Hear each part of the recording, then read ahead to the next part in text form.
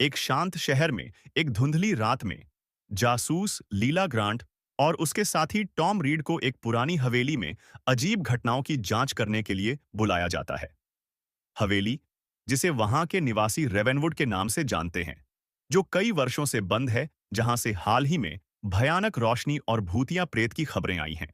लीला और टॉम हवेली में पहुंचे। उनके कदमों की आवाज हॉल में गूंज रही थी और हवा धूल की तरह घनी होती जा रही थी जैसे ही वे खोज शुरू करते हैं। टॉम को संदेह होता है, यहां कुछ है। वहां उन्हें पुरानी तकनीक और रहस्यमय प्रतीकों से भरे एक गुप्त तहखाने की ओर जाने वाला एक रास्ता मिलता है।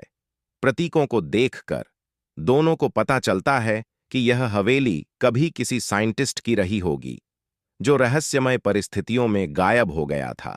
उन्होंने सोचा, प्रतीक और चित्र एक कठिन कोड का हिस्सा हैं, जिसे सॉल्व करने पर एक छिपे हुए कमरे तक जाने का रास्ता पता चलता है।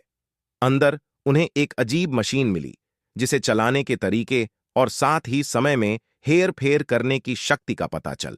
मशीन की जांच करते समय अचानक लाइटें टिमटिमाती हैं और एक अज्ञात शक्ति उन्हें अंदर फंसा लेती है। मशीन आवाजें करने लगी हैं और तेजी से हिलने लगती है, मानो जैसे जिंदा हो। इसके पार्ट डरावनी आवाज में सीटी बजाते हैं।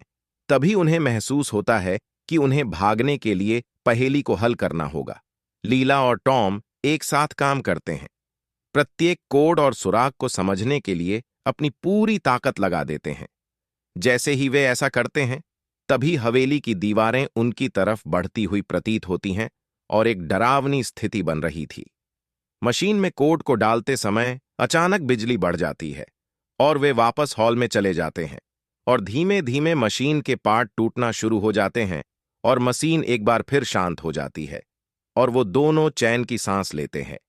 जैसे ही सुबह होती है, कोहरा हट जाता है, वे वहां से भाग जाते हैं।